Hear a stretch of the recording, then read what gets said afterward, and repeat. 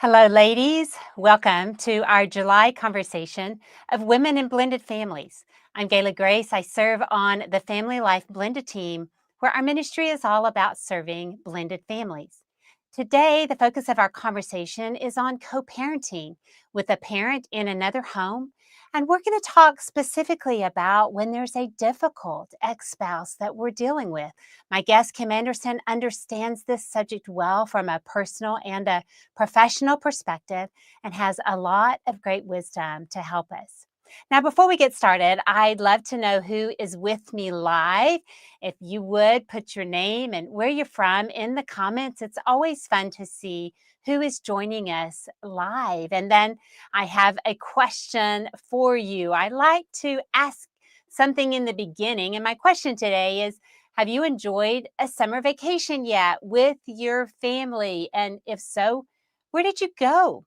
You see, I haven't enjoyed a family vacation yet this summer, and I just feel like I need to maybe live vicariously through someone else. So, somebody tell me, have you had a family vacation?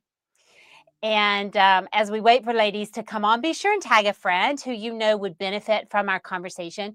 Even if they can't join us now, they can always watch the recorded version later. And remember, we love to see your questions in the comments related to our topic today. And if we don't get to your question, we'll be sure to answer it in the comments, but we will certainly try to answer questions as they come in.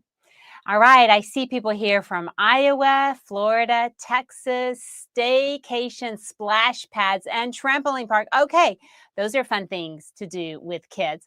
Going on a cruise, now I'm jealous on that one. I'm wondering where you're going on that cruise. I actually do like cruises, and that sounds like a fun vacation. Now, I know that there'll be other ladies who continue to join us on here. Now, before we start, I just want to acknowledge this can be a tough subject. If you are dealing with an ex spouse who perhaps there's been abuse or addiction, or maybe somebody with mental illness, this is a subject actually near and dear to my own heart because of what I've walked through when my girls were young and a difficult co parenting relationship. And we just want to acknowledge that, but we also want to help and give input about things that have helped us. And you'll hear that from me and my guest both as we get further into this conversation. We do want to do our part to live in harmony with a former spouse, and there are times that we need to put boundaries in place and take steps to protect our kids. And we're going to talk about that as we get into the conversation.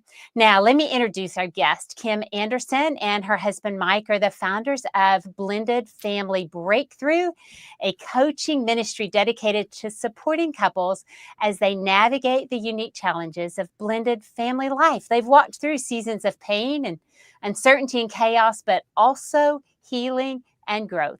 And you are going to love hearing more of her story. Welcome, Kim. Thank you for joining me today. Good morning. Hello, Gayla. I'm so happy to be here today. Thank you for having me. Yes, so our guests don't know it is still morning for you Yeah, it because of is. where you're at in Washington. It's kind of noonish for us. Mhm. But yeah, you're in Washington, right? Yes. Yes, the Pacific Northwest. That's correct. Okay. Well, I want to start with hearing a little bit more about your story, just how long Mhm. you've been married, kids. Just tell us, how did you guys come together? Tell us about your story, Kim. Sure, I would love to. We met at work. Mike and I met at work, and I had a 5-year-old daughter at the time. And I had been divorced several years at that point. Mike had never been married and did not have any children. So we fell in love, we got married, we started out on this blended journey. I was quite naive, I will say. I did not know what I was getting into. Mike, however, had grown up in a blended family, so he was a little bit terrified actually because his experience in his family of origin was quite negative. Wow. So, yeah, so he, fell in love with me. He fell in love with my daughter, Annika, but he was very, I would say, terrified at the thought of blending. Yeah. Okay. Yeah. And based on his personal experiences, then, is what you're saying. So, how did you convince him that it would be okay to marry and move forward in this blended Well, family? I mean, I didn't really have to convince him. He was all in. He just really was he was apprehensive. Okay. Like, he Mhm. wanted to do it well, but he didn't know what that would take. Okay. And tell me about your fight. So, was your daughter 5 when y'all married or when you met? Yes. Yeah. Okay. She was around 4 when we met, and she was 5 when we got married. Yeah. And how did she handle the whole moving into a blended family? And she was great, actually. She loved Mike. She loved spending time with him. Her dad had already remarried. So she Okay. had a stepmom in the other home, and now she had this new stepdad, and she was an only child. So she had the attention of 4 people that just doted and loved on her. And in the beginning, it was great. And there was a lot of cooperation between the homes, very peaceful. Things were really great for the first while. Yeah. Yeah, that's interesting. And I just want to point out that sometimes that's not the case. Sometimes kids Mhm. really in the beginning have a harder time. For us as adults, remarriage is a gain. Yeah. But for our kids, it can still be considered another loss. And as adults, sometimes we minimize that. But it sounds like Yeah. your daughter was on board, maybe because her dad had already remarried. Maybe that helped that situation. Yeah. For the most part, she was on board. She was still confused. Like, Mm, the night before our wedding at our rehearsal dinner, she pulled me aside and said, "Mommy, I don't want you to marry Mike." Came out of nowhere. I huh. mean, completely unexpected. And thankfully, I had done a little bit of research at that point. We had actually attended one of Ron's workshops prior to Okay. getting married. So I Okay. had some context of, oh, she's having some mixed emotions, and this is Right. normal. And it's Right. okay for her to wonder, what is this going to mean in my relationship with mommy? And what are the changes ahead? So I understood, but it was a little blindsiding, actually. It was hard. Right. Yeah, Yeah. unexpected. Yeah. Well, so you started out in a good co-parenting relationship with your former spouse and Mhm. even with his wife where things that Yeah. relationship was good? Things were great. Yeah. Yeah, And so how long was this relationship in a good place, Kim? it was in a good place for probably, let's see, 12 years. Yeah. 12. Well, not 12 years. 12, probably 6 years. Yeah. 6 years. Okay. So your daughter Annika, 6, 7 years. Yeah. Because she was 12 when things started to shift. all right. So she was 5 and then okay, yeah, so Yeah. 7 years. You had a Yeah. good co-parenting relationship, and I would Yeah. think then normally you're thinking, "Wow, well, this'll just continue." I mean, you're thankful for how it is. Yeah. What happened? Like, it kinda went south is what it sounds like, right? It went south, and it went south quickly. And honestly, I don't know what happened. That's kind of the challenging part about this, is that you don't know the dynamics of that other home. Exactly. You And don't know what's happening over there between the adults and the children and all of this stuff. And at this point in time, his dad and stepmom had had 3 children. Mike and I had had 2 children. So there were other children now involved, and Annika was moving between 2 families. right, And I'm still not sure. I know that there were marital problems happening in that other home. I know okay. that there was some pretty serious things going on. And I do believe that that shifted a lot of their relationship and the dynamics. There were also some unhealthy lifestyle happening. There was addiction and unhealthy things going on over there that I was aware of. So I'm not quite sure what shifted, but at some point, the narrative became, Annika, you don't need your mom anymore. You don't need to spend time over there anymore. You've got everything you need over here, and you're just not going to go over there anymore. It's kind of like mom's obsolete. Wow. Yeah. So up until this point, you had pretty much had 50-50 visitation, right? Yep. And we celebrated birthday parties together. We sat together at her events. It was it was beyond shocking. the change in attitude towards us. Yeah. And did Annika just go along with that? She accepted it? She was put in a position where she really didn't have a choice. I mean, she was 12 years old.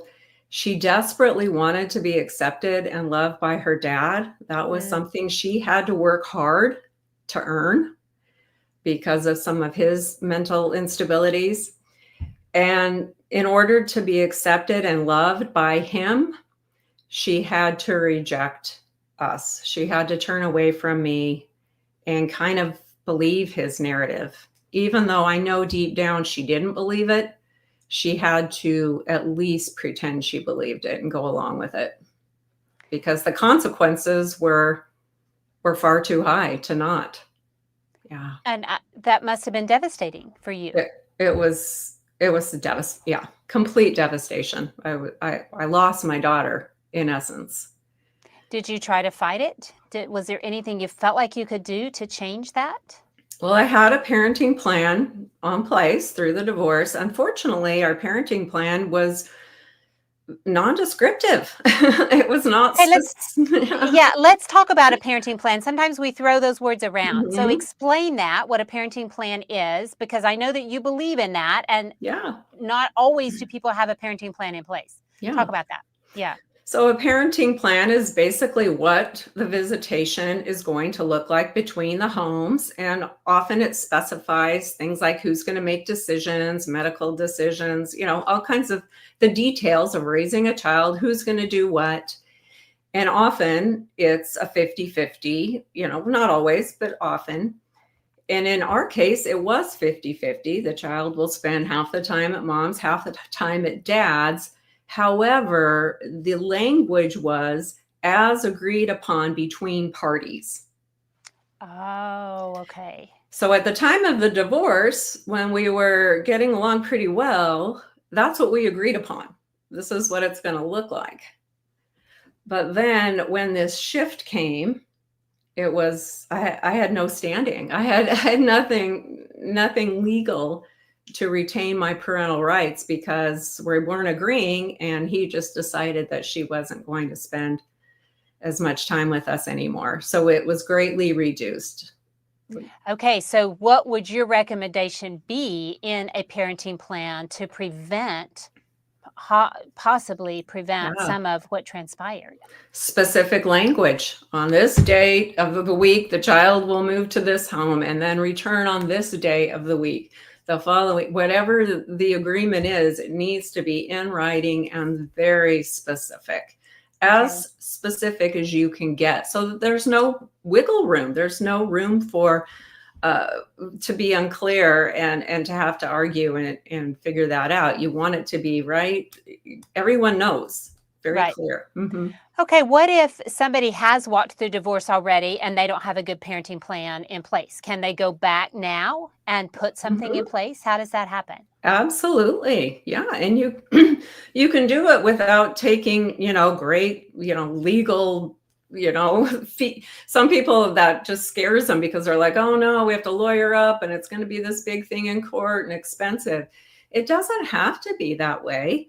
I would recommend going in for a consultation with a lawyer and just asking, what would it take to get a parenting plan in place? And often it's just mediation and very minimal legal action at all, or cost. It can be really simple and easy.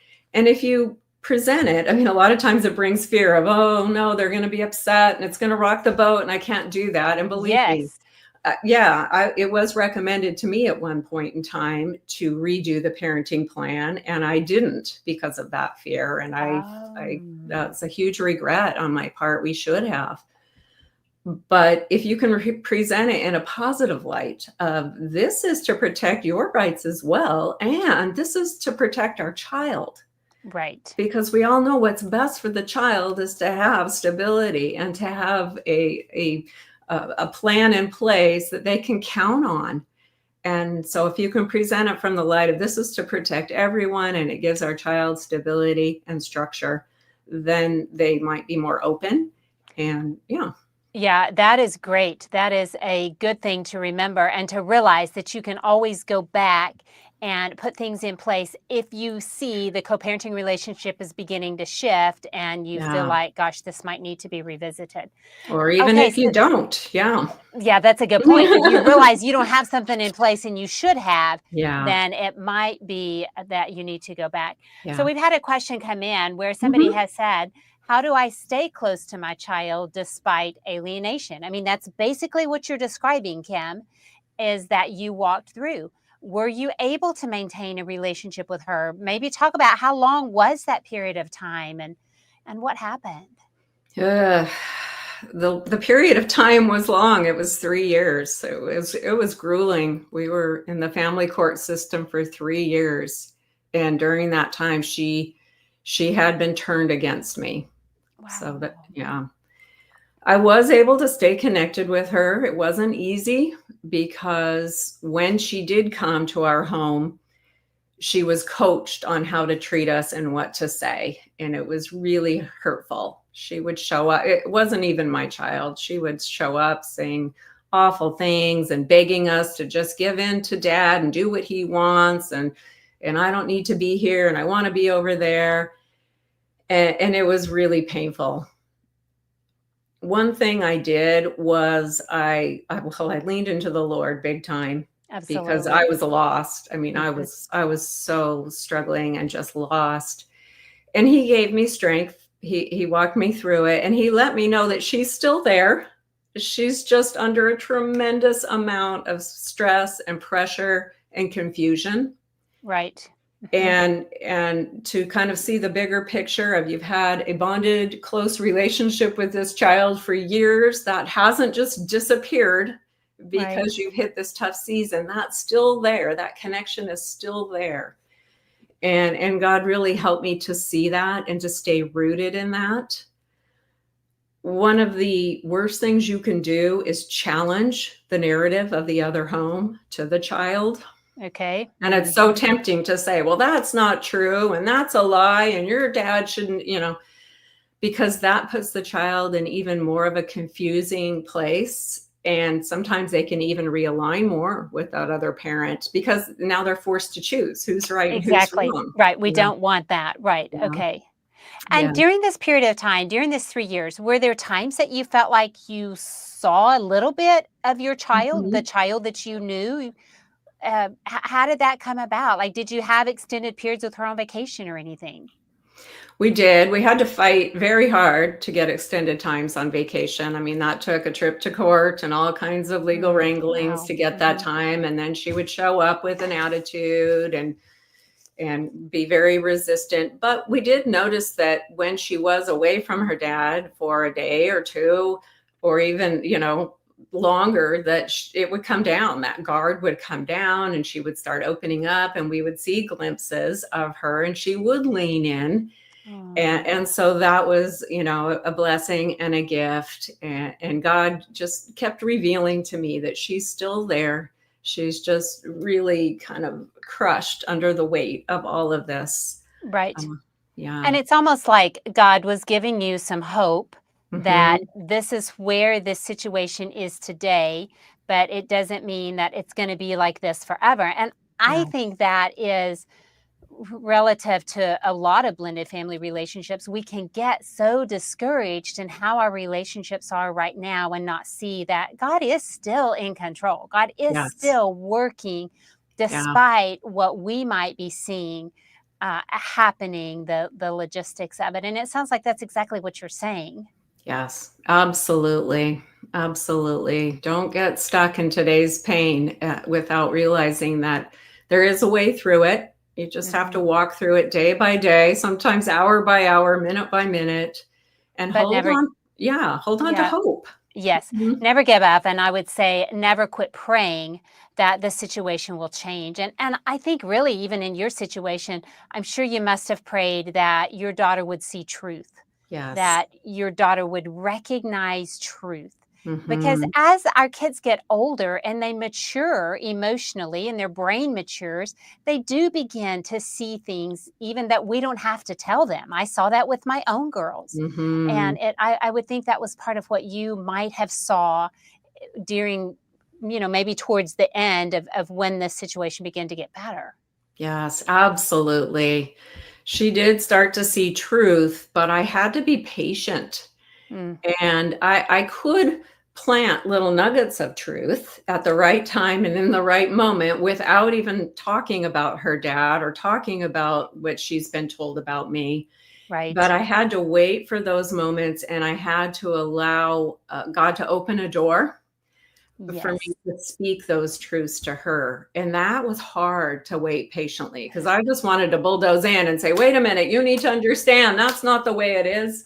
And Right. and that just didn't work. That made things so much harder for everyone. Yeah, I mean, I think about you, Kim. This was your only child. Mhm. And to have a relationship like this that became so broken, Yeah, man, that is tough stuff. But I've also heard you talk about how God intervened. I want yeah. to hear about that. So what happened? How did this get reconciled? Uh, well, it didn't get reconciled the way we wanted, so we fought for 3 years just to get back to the 50-50. That's all we wanted. Right. Okay. And we fought, and there were lawyers and counselors and guardian ad litems involved for 3 long years, and the reason why it was so challenging is because of his coaching of her. So Okay. she would meet with the counselors and the guardian ad litem and just say, "I need to be with my dad more," and spit out all of the, all of the Hmm. rhetoric that she was told. And at the end of the day, at the end of this long legal issue, we did end up getting more time than we would have, but not the 50-50. Okay. And people are shocked by that because usually the courts, favor the mom. So people are Right. like, "Well, why wouldn't you get," and part of that is because with a 12-year-old child, it's it was almost compared to like pulling a woman out of a domestic abuse situation. Okay. So if you go in and rescue a woman and then say, you shouldn't be here, this isn't good for you, and pull them out, they will align even more strongly to their abuser That's what they because, know. That's what they're comfortable with. and they're Yes. not ready. Right. So the guardian ad litem explained to me that we don't want to do that because that's going to make it, if we just pull her out of there, even though the guardian ad litem saw what was going on, saw the emotional abuse that was happening. She said, if we pull her out of there, it's going to wreak havoc. I mean, it's going to really backfire on you. So we did get about 30% at that point. So, Okay. and I was really disappointed and I was kind of angry with God. I was kind of like, Right. you brought us through all of this and this is, I felt like we lost. Wow. But about a month later, after that decree was done, and that was really hard for me to accept. A month later, the abuse over there escalated into physical abuse, and she ran away. She jumped out of the window and ran over here and was on our back porch, crying and wailing, and and didn't go back to that home for years. Wow. Yeah, it And was, so she finally recognized the yeah. dysfunction and that she had to get out. And here's what I take away from all of that. I say that I was disappointed and angry with God because it felt like we lost. But what Annika needed to see was us fight for her. Oh, wow. She needed to, because she had been told, oh, mom doesn't care about you. Mom, she'd been told all these narratives that we didn't want her, we didn't care about her. And so she needed to see us fight tooth and nail for her because it would have been Right. it would have been emotionally easier. Well, not really. I mean, yeah, it's hard because at some point you want to just go, I can't do this anymore. Right. And yet then what does that mean? Like you're Mhm. literally between a rock and a hard place. You can't just walk away, but to continue on is so hard. But Right. she needs to see us continue on. And when that point in time came where she saw it all and she realized, I can't be here anymore, this is not good, she came straight to us, and she knew she would be safe and protected. Yeah, and I think that over those 3 years where you continue to stay engaged as best you could, not to Right. the level that you wanted, but to the level that was allowed, Mhm. then she could see this was a safe home with mom Yeah. and that she could always return to that, and that's exactly what happened. Yeah. That's Mhm, exactly what happened when she did see truth and realize that that she had a place to go. Yeah. mhm, mhm. Yeah.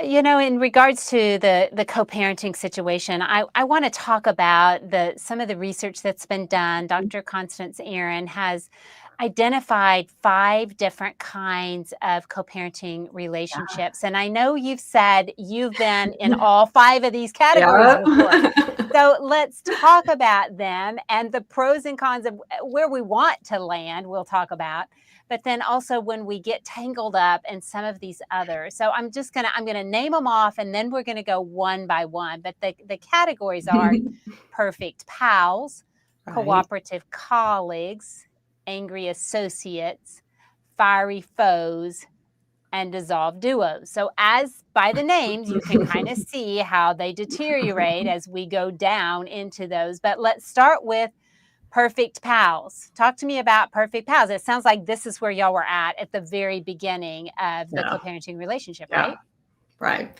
And perfect pals sounds great, but it's not It's not. ideal. Actually, it's not the best place to be because there needs to be a boundary and a separation there. Right. And so perfect It's pals is not, Yeah, it's confusing to the kids, honestly, when we try to very. be perfect pals because Yeah. it's easy for them to look at, well, why are mom and dad even divorced if they get along so well and we do all this stuff together? And I think that's the biggest thing is it becomes confusing to the kids. But also it's just we're not necessarily meant to Yes. be BFFs with a former spouse. Yeah. And yeah, that okay. So let's jump into the next one. Cooperative colleagues. Talk to me about that one. Well, that's the sweet spot. That's the Yeah. ideal place when you're able to stay focused on the children and their well-being, when you can communicate, and when you can go to an event where your child is participating and everyone's relaxed and friendly and civil. That's cooperative colleagues. Right. And you're able to separate the marital relationship that Yes. you had in the past and the parenting relationship that you had now, because this is really all that you need to focus on in a co parenting relationship. It has to do with the current Yes. parenting relationship. And we've been able to Yes. compartmentalize and separate from the marital stuff of the past. That's the biggest thing of cooperative colleague. Yeah. Yeah. Yeah. There And needs to then be healing and forgiveness. right, right, exactly. And then, though, if we aren't cooperative colleagues, we might be what is described as angry associates. And basically, this is where just like it sounds, you're angry with each other all the time. Yeah. You're angry. There's still bitterness and resentment and unforgiveness festering between the two parents that tends to erupt. Sometimes just once in a while, but sometimes every time they interact. And they tend to be kind of petty, poke at each other and kind of stir things up, lots of drama. Yeah, and also I think sometimes what happens here is the biological parents can't really communicate well with each other, so they try to communicate through the kids. This can Yes. happen with angry associates, or even as we move into the next one, fiery foes. That there's just not a relationship that is strong enough to be able to handle disagreements, or even talking about visitation schedules, and Yes. the children get stuck in the middle then in these relationships. And I'm wondering, did that happen some with y'all? Absolutely. To an extreme. I mean, there was a point in time where my ex used my daughter, right? He called a meeting between he and I, but brought her Oh, and wow. put her in front of me and said, okay, tell your mom how you want to be with me now, how you want to spend time with me. And it was awful. My daughter was so uncomfortable, but she had to say what he told her to say, and it was just awful. So Wow. so Yeah, yeah, that that is a sad situation. And then those for a dissolved duo, that's really a single parenting home. That's basically where the relationship has just dissolved. And oftentimes somebody has moved away and it becomes a matter of a parent really isn't in a relationship yeah. with their child anymore, one of them. Yeah, you skipped the fiery foes, Gayla. Don't forget fiery foes. Okay, fiery foes is like an exaggerated version of angry associates, but let's talk about Yes. fiery foes. And that's when there's extreme opposition. Like you Yes, can't agree on anything. And, anything that comes out of your ex's mouth, you're gonna, no, that's can't, it's just, yeah, right. it's just escalation of the angry associates, like you said. Right. A very difficult place to be. And I think it helps, though, to identify perhaps where you're at in a co parenting relationship. It doesn't mean that you have to be stuck there. You can always work toward Mhm. resolving the bitterness or the anger. I mean, we want to do our part in whatever feelings that we're carrying that are Yeah, contributing toward angry associates or fiery foes, and know that the goal is to get to cooperative calling. And absolutely. there's two people here that are contributing to it, but we Yeah, can at least do our part to try to get to that cooperative colleague part. absolutely. I mean, practicing the golden rule. Yes, Treat the people in the other home the way that you want to be treated. right. I Yeah, mean, if you want to be treated with civility and kindness and open communication, you can't expect that if you're not treating them that way. I mean, exactly. so Right. yeah, the golden rule it doesn't happen overnight, but it can change. You're right. You absolutely Mhm. can change the Mhm. dynamics and move towards healthier ways of co-parenting. Right. So we've had another question come in asking any wisdom on navigating the legal system for more visitation. You were in the courts for a long time. What do you have to say for that? Well, I'm not a lawyer. That's what I have to say about that.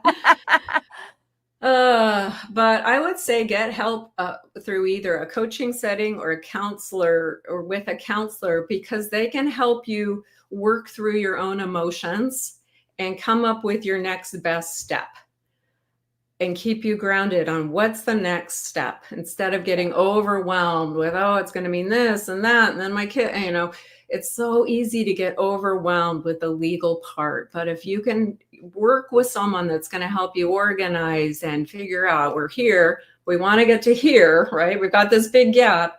How do we move one little step at a time so we don't get overwhelmed and then process the information we're gathering and do some searching and figuring out what needs to happen.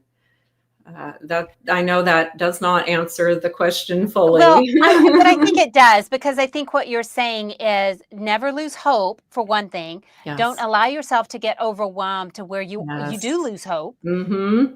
And I'm certain there were times that you fell into that category of losing hope. Yeah. But if we can continue, especially as believers, going back to the Lord and asking for guidance and wisdom Yes. in what is the next step, and that's really what you're saying is determine what the next step is to try Yes. to navigate the legal system. And it likely means we do need to get some help from a Yeah. counselor or somebody who understands the legal system better than we do. And my Yeah. husband and I certainly had to do that Yeah. also. Yeah. I would add, don't extend and waste your time and energy trying to convince the other home that you're right or wailing against them. If they are coming at you and don't get drug into that game. Don't get Mhm. pulled in, don't get sucked in. It's just so emotionally draining. Yeah. Use that time, use that energy to figure out, what do I need to do for me and for my children, and what makes sense, and spend that time and energy reaching out to God and connecting with him. But railing against the other home and trying to convince them and getting into this big emotional whirlwind and battle zone, it is going to drain you and nothing positive will come from it. That's the Yeah. saddest part. Exactly, nothing positive is gonna come from it. I'm Yeah. curious during this time now, of course, Annika was 12 when it first began, but did you ever feel that she could be unsafe, or did you have any concerns about that with her? I did. I didn't know the extent of what was going on in the other home. Mhm, Maybe that was to protect me, I'm not mhm. sure. Right, sure. I was worried though. I was very concerned for her Mhm. safety, her emotional safety, her mental safety, her physical. Yeah, Yeah. it was a really hard place to be. And again, God comforted me. I did a lot of surrendering. This Yes. was a Mhm, season of surrender. God, mhm. you protect her. You love Right. her, Lord. You protect her. Be with her. Give her strength. Yeah, it was. Absolutely, yeah, Mhm, and I just wanna say to our listeners before we sign off, if you have any more questions to throw them up, and we'll talk to Kim about it, and I wanna mention something in my own life. My girls were much younger when, I left their dad, and he was struggling with addiction, and we didn't have a parenting plan. mm, I had primary custody, though, so I did have the girls most of the time. They never spent more than 24 hours with him, but I should have done a better job of recognizing they could have been in danger at times. I think I did know that, but I didn't know what to do about it.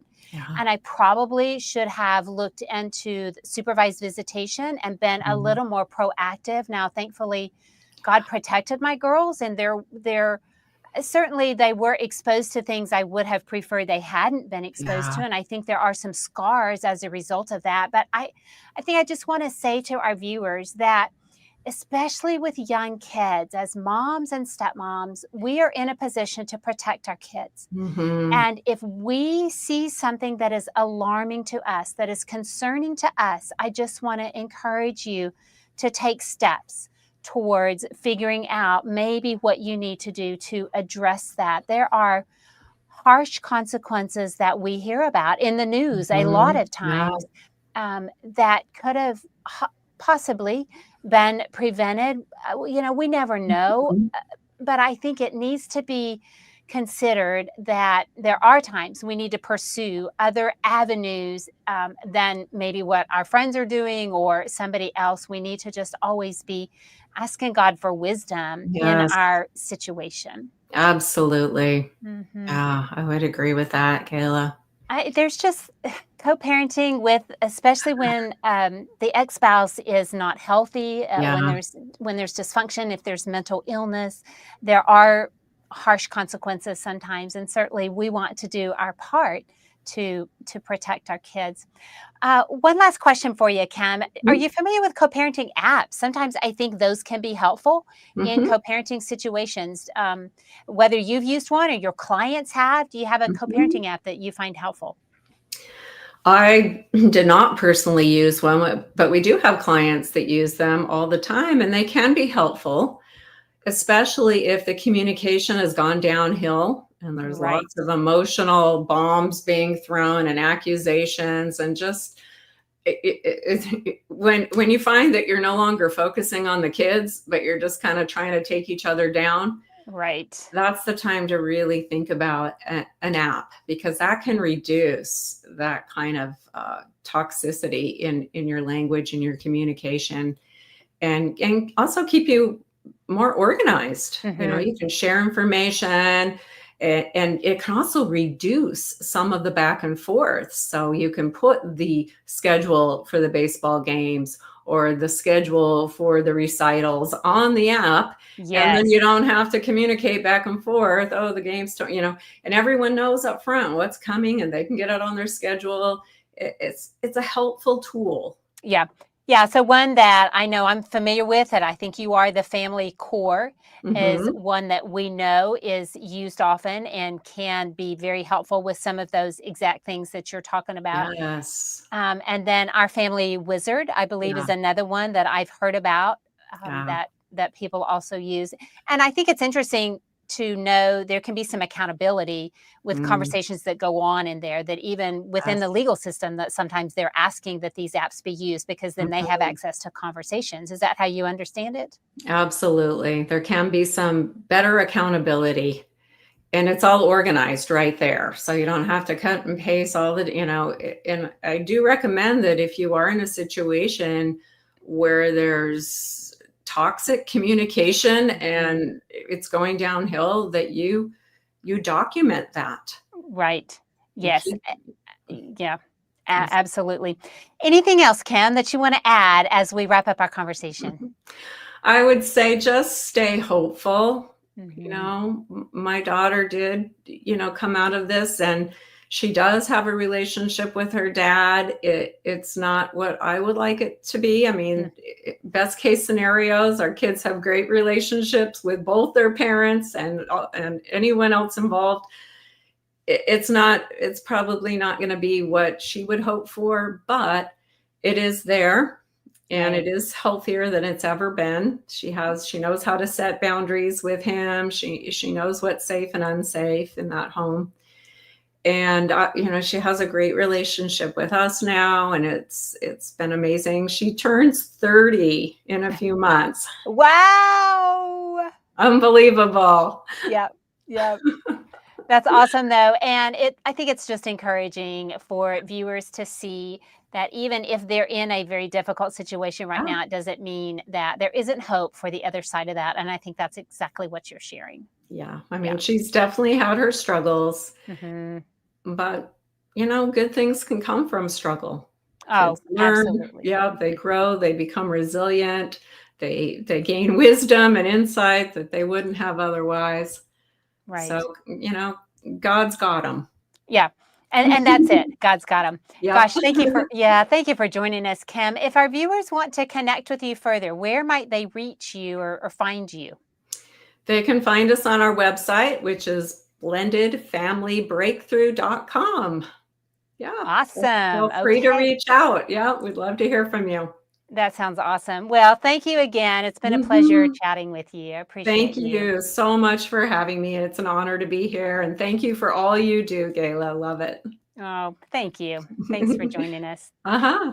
Ladies, make plans to join us next month for our conversation with Jill Savage. Jill is an author, speaker, and relationship coach who has written a book titled Empty Nest, Full Life. And we're going to talk about relationships with our adult kids, the joys, the challenges that come with adult children and adult stepchildren, and how do we manage those relationships. That will be our August conversation with women and blended families. Also, registration is open for our summit on step family ministry. That is an annual event where we want to equip you as a ministry leader or a counselor to serve blended families in your church or community. Our theme this year is press on. Press on in ministry, press on in relationship building with blended families. And mark your calendar for that, October the 23rd through the 24th. Again, a live event in Nashville, Tennessee. Rondell and I, many other speakers will be there. And you can find all the details at summitonstepfamilies.com. I want to let you know a book I have coming out. It officially launches on August the 5th. I've updated my devotional book, now titled Beautifully Blended 101 Devotions to Encourage Couples in Blended Families.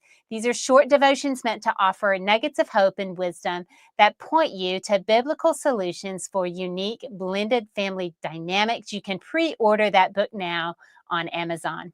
Be sure you follow in Family Life Blended on Facebook, Instagram, or YouTube. Have your notifications turned on so you're notified when we go live. God bless you, ladies. Thank you for joining us. If you'd like more help on co parenting, check out a previous live stream that I did with marriage and family therapist Tammy Daughtry. It's number 24. You can find all of these live streams on our YouTube channel. You'll see a link to that in the comments, but there is one specifically gives more practical tips with Tammy. She's written a book on co-parenting works, and you can find additional information for co-parenting. Now, as we conclude, I want us to consider a scripture about seeking wisdom. We don't always have answers in how to manage difficult co-parenting relationships. But James 1:5 tells us, if any of you lacks wisdom, he should ask God, who gives generously to all without finding fault, and it will be given to him. I encourage you, do your part to live in harmony and seek God for wisdom. Keep pressing on, ladies. I'll see you next time.